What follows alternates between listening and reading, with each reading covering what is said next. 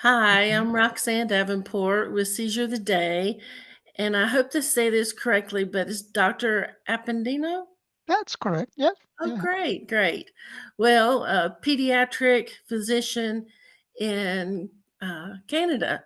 Hmm. So, and you've done research for pediatrics, and um, wasn't a lot of research when I was pediatric. Yeah. Uh, Things have changed. Not Yes, a too lot much. in the medication and all of that, so Yeah. we'll be glad to talk to you. If you wanna introduce yourself better. Sure, sure. Thanks, Roxanne. So my name is Juan Pablo Appendino, but I go by JP Appendino because it's easier and people remembers better two letters than the full name. I'm a pediatric epileptologist. I'm right now working in Calgary, in the University of Calgary in Alberta, in Canada. I do mainly epilepsy, but I do other general pediatric neurology on calls, but mostly epilepsy and I help the team with epilepsy surgery. We do have a clinic with genetic and epilepsy with other colleagues interested in genetics, a geneticist, Dr. Billy Au, and an adult epileptologist, Carl Martin Klein. I also help the team with a ketogenic diet treatment that we try to help those patients with drug-resistant epilepsy, and and then I just like to help people with dealing with epilepsy on a daily basis. So that's who I am. Yeah. Well, That's great. I have a family too. I have a couple of kids and, and a wife that tolerates my absence. We're working so hard sometimes, and anyway, but that's who I am. Yeah. Yeah, I used to do ultrasound and Mm, would have to take call, but, I did more call before I had a family, but then other ladies helped yes. where I have didn't have to do as much, but, very interesting with the ketogenic diet. Hmm. I interviewed a lady who son started it at 5, Hmm. Hmm. and he's been fine since. So, um, I wish it would help adults, but I've tried the Atkins diet, Hmm. and yeah, I couldn't handle it. Yeah, some it's easier in pediatric patients because unfortunately the kids don't have many choices. They eat what we put on their table, so it's far easier for them to comply. But all the diet types do have a very good response if followed through appropriately. But that's what happened in adults. We are accustomed to have a lot of carbs in our diet, and changing the habit is quite challenging. And then other little things that are important for adults is that sometimes the fat in the blood may increase, the cholesterol, things like that. So Oh, we yeah. need to keep monitoring that closely so we don't have too high fat in our blood. But there are certain diseases that will respond exclusively to the diet. And for instance, there is a medical problem that comes along with epilepsy. It's called glutamate transport deficiency, or GLUT1. Um, no glutamate, glucose transport deficiency, GLUT1, that that the brain uses the glucose as a source of energy, and unfortunately, this disorder, the transporter from the blood into the brain is not working. Therefore, the brain doesn't have the source of energy that it requires. But shifting the diet to mainly use fat and proteins as a source of energy and not glucose, which is a carbohydrate, it helps quite a lot. And many patients are seizure free on that. So the diet is not easy to be implemented, but but it has very good results when used appropriately. Mhm. Yeah. Okay. W- Does it help better with certain types of seizures Mm. than, and because I had left mesial temporal sclerosis Mhm. and Mhm. found that out after MRI got used more for the brain. Mhm. Yeah, And so didn't know that until I was 22 and it I see. was diagnosed with juvenile epilepsy and Yeah. then found that out when they started back up. Uh-huh. Um, They investigated with the MRI and they found yeah. this scar tissue. So the diet could work in your case, for instance, but your case would be perhaps more amenable to explore epilepsy surgery. Yeah. As a possibility. The left temporal lobe, it's usually the what we call the dominant lobe for language, for receptive language, Yeah. and that's when most of our colleagues get a little bit scared to recommend epilepsy surgery for those patients, particularly Mm. when the scar tissue is in the left side, in the left temporal. However, we know from previous patients and that have dealt with this mesial temporal sclerosis for years, we know that the memory is all shifted to the right side. Resecting that scar tissue, it should not affect too much the language, the cognitive performance, and it could be tremendously beneficial for the long term because seizures could be perhaps not fully cured with epilepsy surgery, but maybe good responsive to medication and have a single medication for the lifespan and do just Mhm. well. So, so, but the diet, going back to the original question, the diet is something that could work in focal seizures, but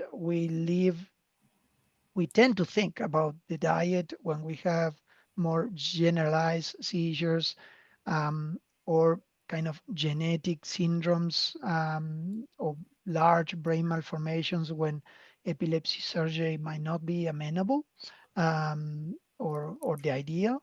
Um, um, but we know that the diet works in all seizure types, different degrees, Oh, okay. but in general, generalized tonic-clonic seizures, general atonic seizures are the ones that works well.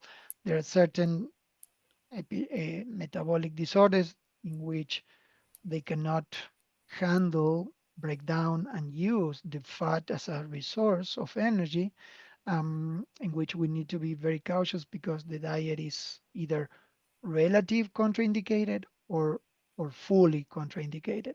So we also Okay. have to be cautious about that. Yeah.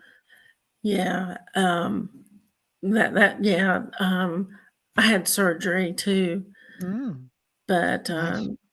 they didn't take it all because it was too close to the language, to I the see. vocabulary area. Yeah, yeah. So, yeah, They couldn't I go all the way back, right? right, Yeah. and but it did help Hmm. me as they don't happen as often, and they're not as bad. So, So it did help. Roxanne, so maybe I have you heard about laser therapy or Yes, lead? yes. Oh, I see, I see. That discussion already happened. Okay, cool.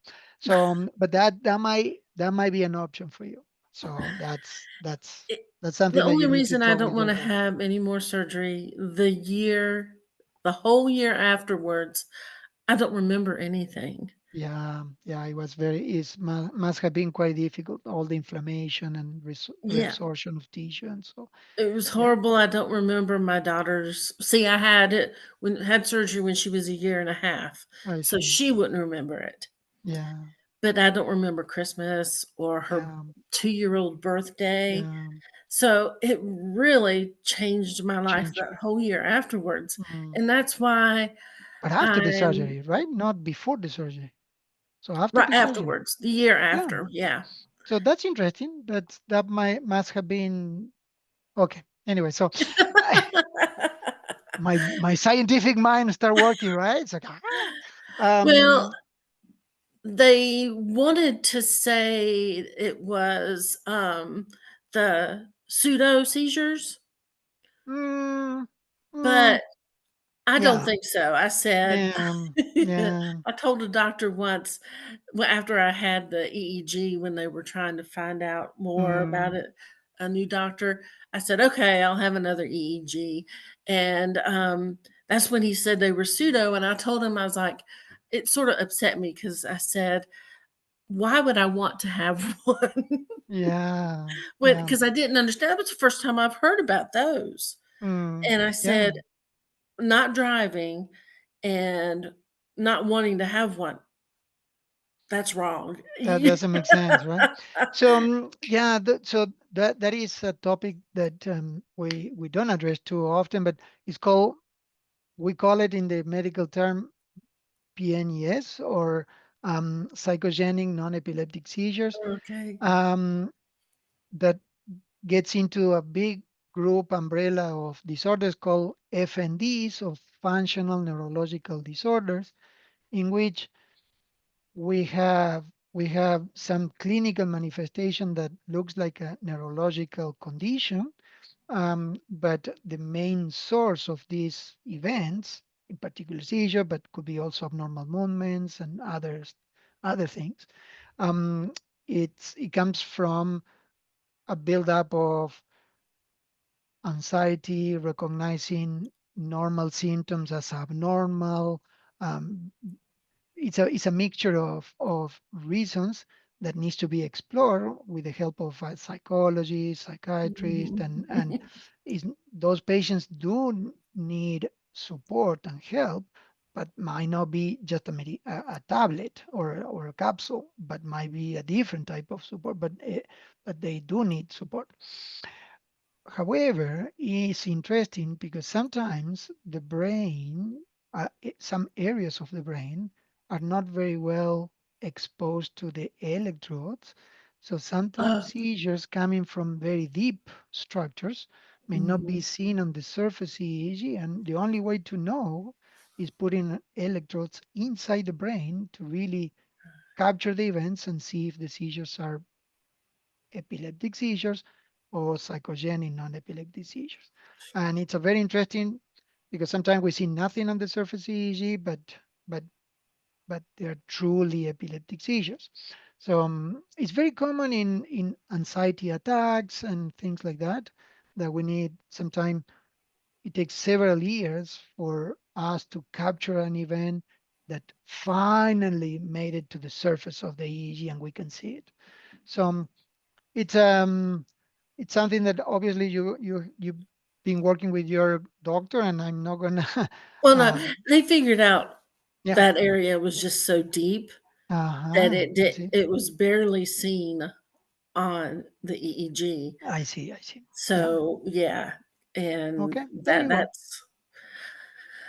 that was what was wrong, and just Mm-hmm. changing medication. I've taken so many, and, it's me, it's just so different and still having them, but not as often. But Yes, yes, the genetic part, they think my grandfather was having them because he would okay, just stare. He would have horrible headaches, mm, and then he would be out of it for, well, I'll say out of it for a while, but he wouldn't respond. But he passed away before I could even think of doing genetics. oh yeah, Yeah, that's so that's that's interesting sometime we're too. gonna, yeah, we, yes, it is interesting. Ways to solve that, or you, it's not that easy, right? Genetic testing could be offered to you, but might not be that, because Yeah. sometimes there are certain epilepsies that are called polygenic. So it's not a single gene causing the trouble, um, because those exist. Pediatric we handle a lot, Mhm. but polygenic is that there is not such a one gene that is really abnormal and that's causing all, but rather the combination of many genes is Oh. like an orchestra, right? So, and when the pipes are not very well tuned, and then you have the chords that are not very well tuned, so they are still playing, but not really. It doesn't sound right. So that's the polygenic type of epilepsies that we don't know much at this time. We're probably going to know more with all the advances in genetic and polygenic epilepsies and the investigation we're doing, but not at the moment. We know quite a bit about single genes that Yeah. cause epilepsies, but we're still learning. It's That's interesting. I yeah. never thought about it Hmm. being more than one Yes, yes. Sometimes because, it does. yeah, Yeah. I had to know about certain genes with ultrasound. Hmm. And when I helped with Right. the reproductive endocrinologist, Hmm. we had a family come in that had the sickle cell Hmm. For genetics. instance, So yeah, that's how I know about the some genetics, genes and but I never yes. thought of it being more than one for Hmm. epilepsy. Yeah. That's We very have interesting. yeah, we have 20,000 genes that code for something in our body that we know of, and there are many other genes that we don't know, um, and we don't know what we don't know. So it's so interesting, and I'm sure in the next 20 years the practice will be so much different than what I'm practicing nowadays. But Mhm. unfortunately, I'm going to be retired by then. I hope. so, I don't. Yeah, I have a cousin who is a geneticist, Mm, and she did the study of the astronauts that were twins, mm-hmm. Oh wow. and one was up there longer than the other one in space, Mm-hmm. and, how his chromosomes, when he came back, were Mm-hmm. different Yeah, yeah, than what his twin brother was, yeah. and I was like, "Wow." Mm. Yeah, that is something Is that else. called epigenetics? So the way that the genes express and send the messages into the cell to produce different proteins and different pathways and express more RNA for producing these type of enzymatic pathways versus others because it's more necessary. That's what happened also when you are on the ketogenic diet. You need time to build up this different expression of RNAs and activating and deactivating certain genes, so you can produce more enzymes that break down the lipids and not so much focusing on building up the pathways for breaking down the carbohydrates, for instance. So it's Yeah, um it's a very it's a very interesting that biology uh, that we have. Eh? well, it's not I'm not in the medical field anymore because of not driving, not taking call, and still having them. Yes. The reason I stopped working was I dropped the probe, Mm, and I have an aura mm, beforehand, and I'm usually able to get out of the room and say, mm, "Excuse me for a second, I must step out," and then mm, I would have it because thank goodness they don't last more than a minute. mm, But, this was bad, finally saying, "Okay, I gotta give this up now," and I hated it. mm. I would go back to it if I could, because I Yeah. loved. In a heartbeat, huh? Yeah. Yes, So yes. that brings us to a different topic, Roxanne, how epilepsy impacts in all of us. It's not just the seizures, right? So it's Yeah. all beyond just seizures. So we take medications for epilepsy that are anti-seizure medication. We don't take anti-epilepsy drugs. We take anti-seizure medication, which we stop the seizure, but everything else that comes along with it, Mm, we are. I feel that we need to learn more and we need to do more, helping our patients, our families. You're an adult, but imagine in my practice when a child gets diagnosed with epilepsy. They have siblings that they Yeah. also get affected psychologically, having a, a, a sibling with a medical problem, and it's a chronic problem. Very similar happen with kiddos that are diagnosed with diabetes or with cancer, or there are many things that affect, and then parents that they need to restructure their life. They Uh-huh. cannot move around with job seeking because they need to stay close to a good center that might Yeah. be, yeah, and things like that that are very that they are impactful, and we saying as a medical community have focused so much in trying to control the seizure because it's the most important and the one that sometimes even can kill you, a seizure. I know. Um, Yeah. unfortunately, that I know, but that's reality, and we are focusing so much on that, but there's so much that we could help with, that we need to learn more on how to help better. And I'm so happy that you're doing this, because with this little podcast here and there, we can help our patients to understand better what the struggles they deal with and how to try to cope, right? Yeah. Well, thank you. Yeah. And I saw you also had down with seizures and autism. Mm-hmm. Well, isn't it like 30% Mm-hmm. of kids Yes. with autism can have seizures? Yes, correct.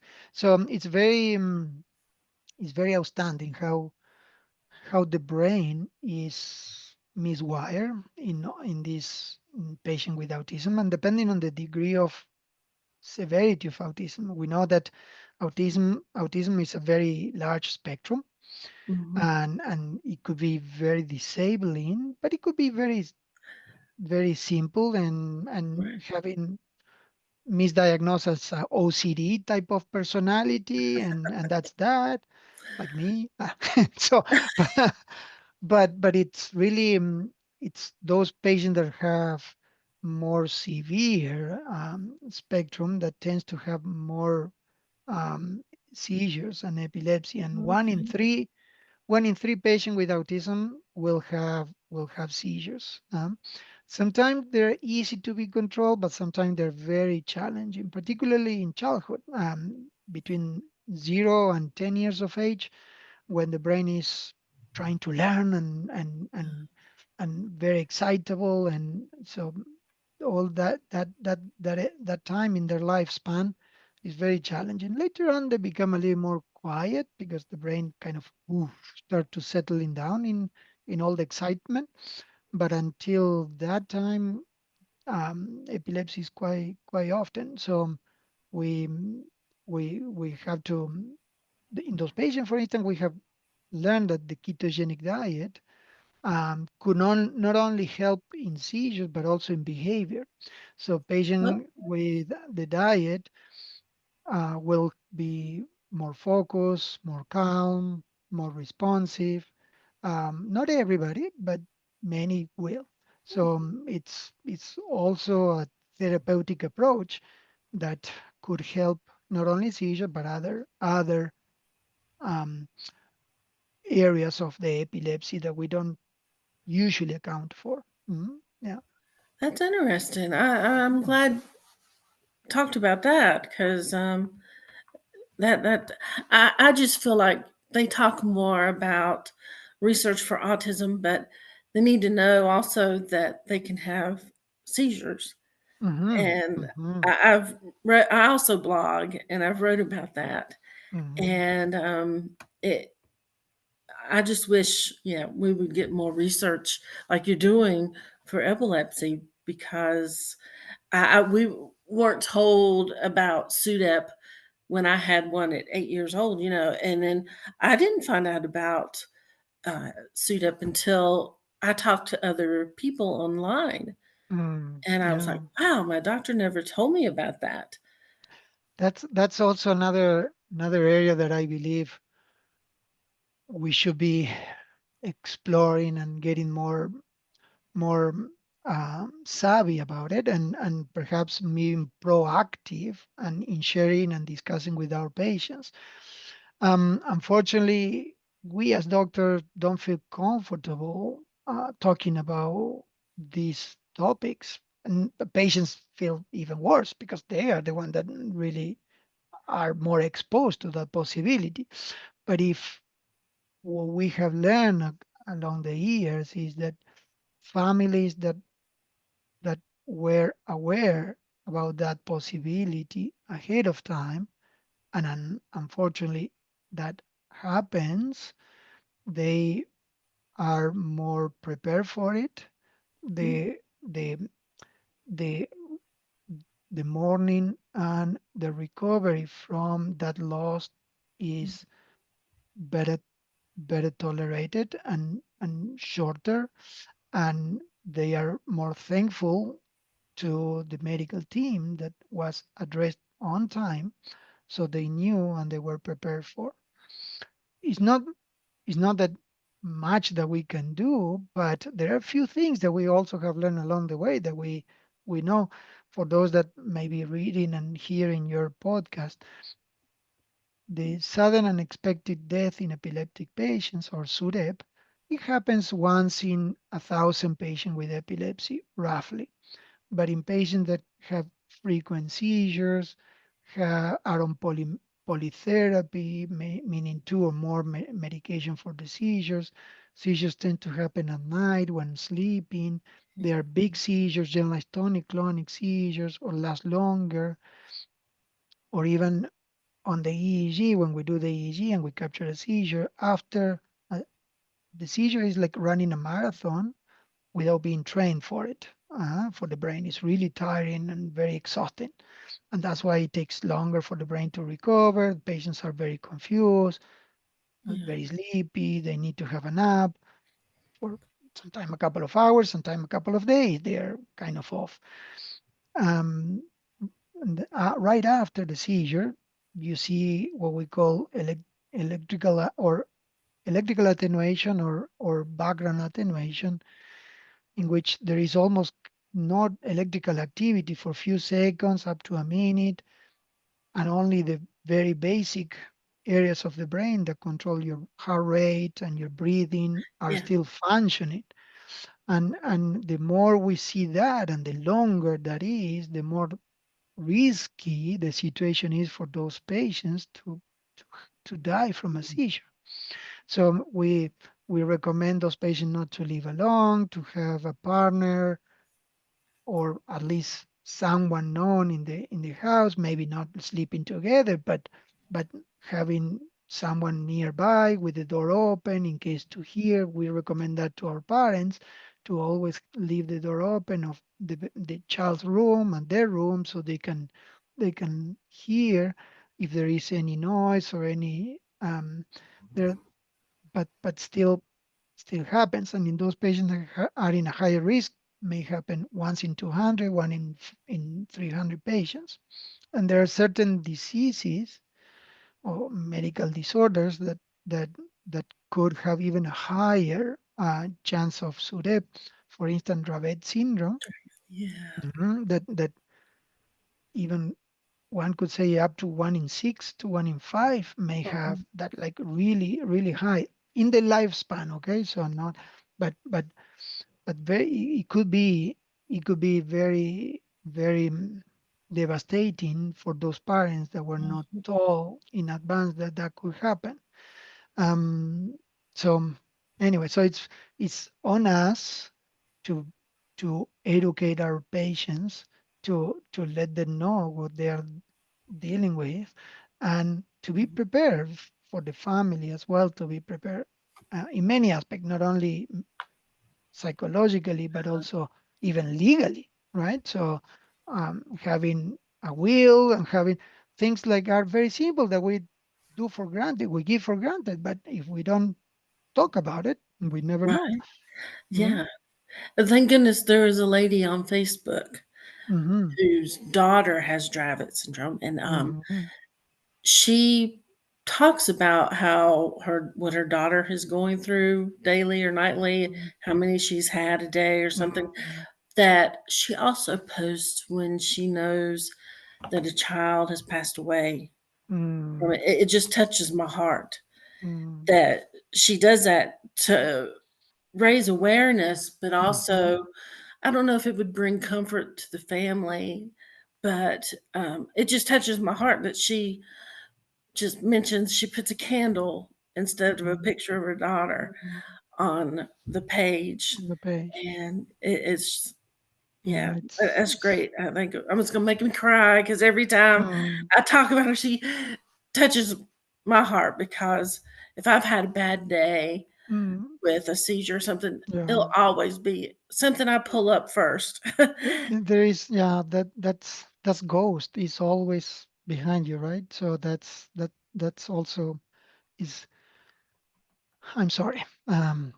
It's nothing that I can do right now to help you to but at least what you're doing is very important for families to become aware about this so they can talk to their doctors and they can find out about about how to cope and try to minimize the risk for happening, right?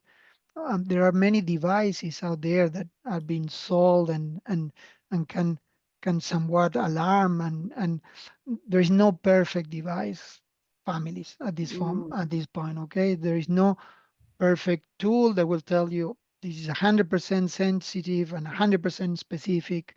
There are many tools that will have false alarms.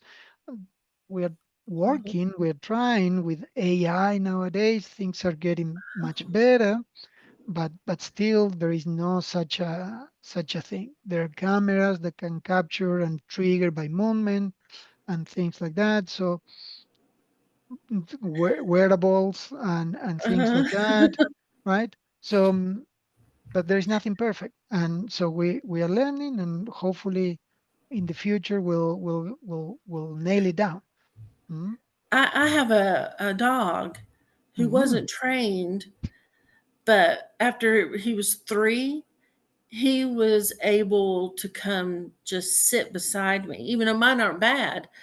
I could tell some days when he's just following me everywhere. And like, okay, I look at him, I say, when am I going to have one?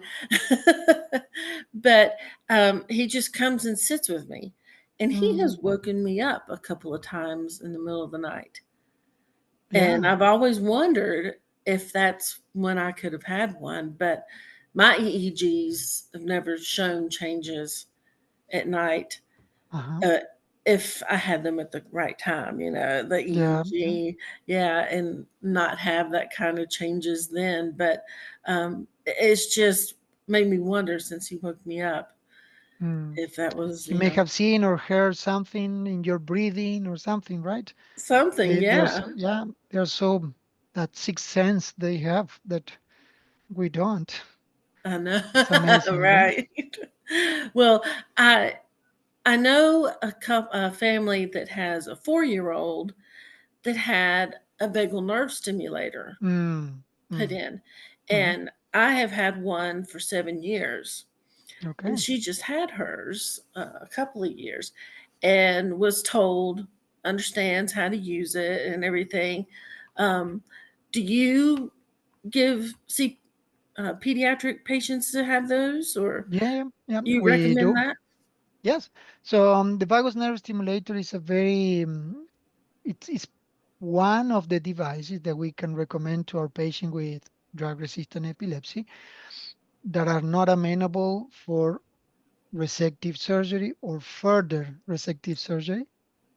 Um, so there are three main devices that we use. One is the vagus nerve stimulator, which is like a pacemaker that we Mhm, put under the skin here, and then we carve a tunnel here under the skin, and then we make a tiny cut, and we find the vagus nerve right here in the neck, and then we connect with a wire the nerve with the device, and that device it sends electrical signals to the mhm, brain um, on a regular basis, and that neuromodulates. It's called neuromodulation devices, and we don't understand very in detail how it is, but it improves the seizure frequency, decrease the seizure frequency, decrease the seizure length, decrease the seizure intensity, improve the attention, improve the memory.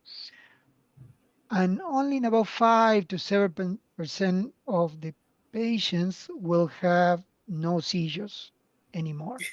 So it's only very few, but 50 to 70%, depending on the literature that one read and the length of follow-up and so on, they will have a worthwhile improvement, as I mentioned, in the frequency of seizures, length, and so on. Then, but that is not open in the head. Then we have devices that goes inside the brain or on the surface of the brain. One is called deep brain stimulator or DBS. Is similar to what we use in Parkinson disease. We put electrodes Okay. inside the brain and in different nuclei in the thalamus particularly. It's a nuclei, it's like a big island of neurons in the middle of the brain and send electrical signals to the brain again on a regular basis. But those two are called open circuit, so they don't recognize a seizure arising from the brain. They just send electrical signal all the time. Oh, The VNS do have does have um, a sensor of the heart rate, and that okay. increases the electrical signal sends up when it senses the heart rate going up. Because in seizures, the vast majority of seizure will have increase in the heart rate. So it's a surrogate of saying, okay, so there might be a seizure coming up, so let's send extra electrical signal to shut it down. But then we have the closed circuit in which we sense a seizure coming and then we send an electrical signal. It's called RNS or Right. responsive nerve stimulator, and in which we find out where the seizures are coming from first, and then we put the electrodes in those places, and there is a device that we usually put on the scalp outside the head, the scalp, below the skin, and we program that device to sense for seizure. As soon as a seizure starts, the device sends an electrical signal in order to create a short circuit. Yeah. Sometimes it's good enough, sometimes it's not, and the seizure happen anyway. But again, all these devices are are what we call palliative type of surgeries because they don't cure the epilepsy, but they improve it in different degrees, but quite largely. So yes, we do use that in kids. It is approved the DBS and the VNS in Canada. The RNS is not yet, but we are working with the government and the company that produces in order to gradually bring it over. We just heard about a couple of patients that were placed in Toronto at Sea Kids, and then there are approval here and there in different places for kids, and then or for young adults, and in London, Ontario, they have several patients already that go down in the States, get the device put in, and Oh. then they monitor and follow up those patients in London. So now with the tariffs, I don't know what's going to happen, but Well, um, I have a long enough aura sometimes where I can mm, use my magnet. yeah, yeah. Yeah. I forgot about And that detail. Thank you, Roxanne. Yeah, so that's great. So does it work for you? Does it help? it has. It Yeah. does. And um you can't tell my voice changing anymore. I guess it's Yeah, gotten used to it. But yep, every yep. time I go get it checked, it's like, oh man, I can't hardly talk. But Mm-hmm, yeah, it's gotten used. But I can really tell. Uh, yeah, now that you mentioned, let me go back to the way. Now that you mentioned the heart rate, after I use it, it's like I get pressure in the center of my mm-hmm. chest, Yeah. and When you use the now, magnet, you mean? uh-huh, Uh-huh. yeah. So I don't know if that's because of my heart rate or what, Mm. but it's So just the vagus nerve not only goes back up to the brain, but also goes back down to Oh, the diaphragm and the heart.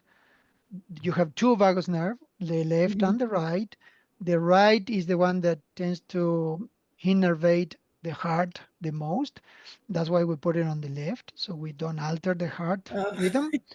But but there is sometimes we have anatomical variants are called tiny branches that might reach the diaphragm, the lungs, the bronchia, or even a little bit the heart too. So that chest tightness, it might be because when you oh. you swipe, the electrical signal goes up and down, right? Hmm. So Well, you it may doesn't have happen some. all the time, but that's just like, wow. Well, that's Most of why I the time thought goes that. up. Most of the time goes up, but might be Oh, I the feel reason it. why. Yeah, you do it. Okay. So Yes. yeah, well, with that, that's good. That means it's working. So if you feel it. Sometimes I check it too because if I haven't had one for a while, I was like, Hmm. okay, I have to see if this thing's Yes, it's working working or not. Yeah, yeah, because I'm being too lucky or something. yeah. That's just True. that's just me because I'm so used to having them. If I Yeah. go for a couple of weeks without one, I'm like, Mm. okay, Yeah, yeah. what's What's going going on? on? What am I doing Yeah. different or something? And the battery usually runs, it lasts for about 7 to 8 years, sometime up to 10, but sometime up to 5, depending on the programming. And so also when you run out of battery, you need to change the device and you will feel nothing. And that's important for you to check once in a while. Huh? Yeah. I, I just do that, I guess, to Yeah. That's good. ease my thoughts or whatever, my Hmm. anxiety or something. Yeah. Well, it's it's a reasonable anxiety when you have a disease that you cannot predict when it can knock you down. Um, so it's something that we have to deal every day and on a daily basis with, and that's what I was stressing earlier in the podcast. We have such unique opportunity to help our patients in learning about all these other things that come along, not just with seizures, and and help them with as well, right? So it's very important patients address these issues to with their doctors. I'm depressed, doc. I have suicidal ideations. I cannot take this any longer, and all those negative thoughts that are so common and we don't address because we are feeling guilty about those, right? So we feel ashamed of feeling that we want to give up on our disease, and we can Oh help, we no. can help, but Yeah. that unfortunately there are persons that are like that they feel ashamed that they cannot cope, right? And they this, and that's not right. So we need to encourage our patients to be able to speak up and seek help, not only for medication but also all around. And and and that's, if anything, I can leave you with is that we are with you. We know what's going on, and we would love to learn more about what the ways to help you. And we are together in this. You're not alone. That's yeah. Yeah. Well, I just was always wondering what kind of list of questions, maybe to tell people, open up and know what to ask and know what to tell y'all because if we just show up and nothing to tell you, you don't know what to Mhm. do. But True. Yeah. yeah, seeing my doctor for so long, I would get residents to come in first, and I would Hmm. sort of like to quiz them. Yeah. Good. That's a way of learning. That's good. But there are two big categories that we like to learn from our patients, and so we can educate our patients on how. So one is what's going on with the seizures, So frequency, length, severity, when they happen, when they don't, how they look like, and all these details, and then everything else that's going on in life. How is epilepsy affecting you? So no driving, no having kids, getting divorced because of the seizures, and so there's Mhm. so many other things that we would like to have a sense of what's how impactful the epilepsy is in your life. So those two big group of things are the ones that I like to hear. And as a pediatric epileptologist, the third one would be the family. How is the family coping? And there are many other things that very specific for pediatric education. How can we support our kids in school and other topics that are not relevant for adults because they are already educated, but they still need supporting things. So those are the two big groups. So the seizure itself and how it's impacting epilepsy, and those are the things that would like our patients to have clear when they go and visit their doctor for their advice. Mm. Yeah. Well, I've been reading a couple of articles. It's funny, people ask if I read books. I say, no, I read journals, articles.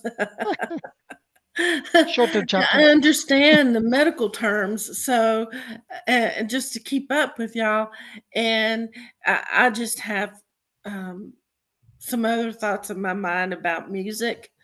Mm, Someone's mhm, doing a research about music, and then doing ultrasound, mhm, um, an extra vessel coming off the iliac up in mhm. the brain, the internal. I'm sorry, not the iliac, the internal carotid Okay. artery. Yeah. So that's just something maybe another doctor can ask. But reading up on that one, I had to look for those four Yeah, vessels I'm not coming off. familiar with that line of research. No, no, unfortunately. I do know about musicogenic epilepsy and there are certain um, musics and notes that can trigger seizures as a reflex seizure. And so those patients are recommended not to listen certain songs Uh, and things like that. Yeah. yes, that is Yeah. weird because I that happens know. to me. Uh-huh. Yeah. Really? Wow. Yeah. Okay. So what song you cannot hear? It I don't remember that. It's an old song, um, like from REO Speedwagon. It Oh, was when nice. I was little. Yeah, well, I'm in my 50s, but I remember that song when we were moving from Texas Mm-hmm. and that coming into North Carolina, Yeah, yeah. and I don't know why, but that song just always reminded me. I don't know. It's just always I have to not think of it and Because listen. if you think about it, you have a seizure, eh? Or I feel my aura yep, yep, yep. coming on, And and if you listen the song, for sure you have the aura too. no, no, it's just Thinking about it happened to only. be on the radio, Uh-huh. and of course, it's not on now as much. You don't listen to those radios, right? But so but yeah, so that is something called musicogenic epilepsy, and we tend to have seizures triggered by a specific tone, a specific sequence of tones, or a specific song, and not all the song, but rather a particular part Hmm. of the song. And it's what we call reflex seizure. So Oh. there are different type of seizures, and one of the seizure type is a reflex seizure. So you have water pouring down your head, and then you can have a seizure too. And or you can, if you had a stroke many years before, and in your sensory cortex, and then you touch a pillow, you can trigger a seizure because of Hmm. that sensation going up. So there are different reflex seizures. Um, so identifying. the trigger is one of the ways of treating because you just avoid the trigger. Um, in young kids that have a large brain injury because of hypoxic ischemic encephalopathy and things like that, sometimes just having a colic or just passing a fart Mm. can trigger a seizure. Oh, So there there are certain or a loud sound like all of a sudden raising up your voice can have a seizure in those kiddos. So sometimes you can avoid the triggers, sometimes you can't. How can mhm. you avoid a passing a fart? You can't. But speaking not loud in a monotone all the time when you're around the kid, things can be improved. So anyway, so I'm not for you not playing that song. That would be Right. not thinking And about the song. Forget about it. now, yeah, I don't remember the name of it. I don't want to think about it. Yeah, But exactly. Yeah. I I have enjoyed really talking with you, and I know you have to be somewhere, Yes. but Thank I am looking forward to maybe making another uh, schedule time we can talk, and maybe I'll get my word in, and when the other doctors don't want to join. But another thing, I hate in the winter going and seeing the trees with the sun shining you. through them. Yes. I can't look at that. I have to do this. So that's Hmm. another thing. The That's light. another reflex seizure too, you see. So it's a visual seizure. Um, so the changes in bright and darkness, very Mm, very quick, can can stimulate the retina, and the retina brings the information back to the brain. And sometimes the cortex cannot really handle those shift of information quickly and can trigger a seizure. So photosensitivity is called, and some patients benefit with sunglasses because the brightness component have different the wave forms and wavelength. One is blue, one is red, one is green, and yellow and orange. So if you find out which one of these waveforms, wavelength, trigger your seizures, sometimes with sunglasses that block that wavelength, sunglasses blue based or red based or green based or whatever, oh, yellow base can help with that. wow. So that might be something that you want to try. Buy different sunglasses with different colors and see. That's interesting. Yeah. Mm. The brain is just everything it does because uh, music, playing the piano. I loved classical. Mm. And one of my daughters can see color with a few of the Oh, notes. She plays the flute. And I'm like, oh, you make me sick. I would love to be able to do that.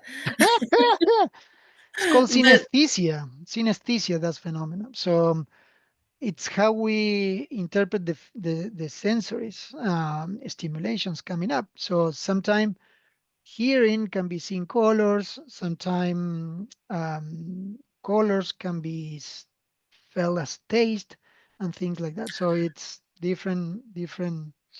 It's the way that our brain is wired. It's a very interesting thing. well, and another person that makes me sick can write music after he has one. Oh, that's interesting. Yes. I have met a lot of different people, and I was like, "Oh, my can't my brain do that?" Yeah, I cannot write music no matter what I do. So at least it's a good thing. So um that so there are some phenomena that happen after a seizure. Some patients get psychotic even. So posictal psychosis, very Yeah. very crazy. Some others get more productive. Van Gogh, for instance, used to be Yeah, he had yeah. epilepsy, and he used to be more productive, more more seeing the world differently after a seizure and so on. And so um, there are I I don't think there are good things about having seizures, but those details about being perhaps a little bit more productive or more enthusiastic might not be bad. And there is this phenomena that is called force normalization, in which when we give medication and we stop the seizures, we nail it down and we stop the seizures, the patients will get psychotic because they didn't have any more this outburst of Hmm. excitation and then relaxation. So it's a very interesting phenomenon that is not very well known, described, and but it happens. We do see that sometime in epilepsy surgery. We take away the source of the seizures, we Mm. cure the epilepsy, but then the patient gets psychotic because he didn't have any more these ups and downs from the seizures, so this electrical storm. So it's a very interesting phenomenon. There are so many interesting things, but but but we don't know much Still about. don't cure. But again, thank you. I know you have to go, and Yeah, I would just enjoyed talking with you, same here. and look forward to it again. Yeah, yeah, same here. Thank you so much, Roxanne, and thank you for all the audience in your podcast. So have a lovely day and enjoy You the too. seize the Thank rest of you. the day. Take care. All right. I'm going to say thank you, everybody, for watching, and enjoy seeing you again. Bye bye.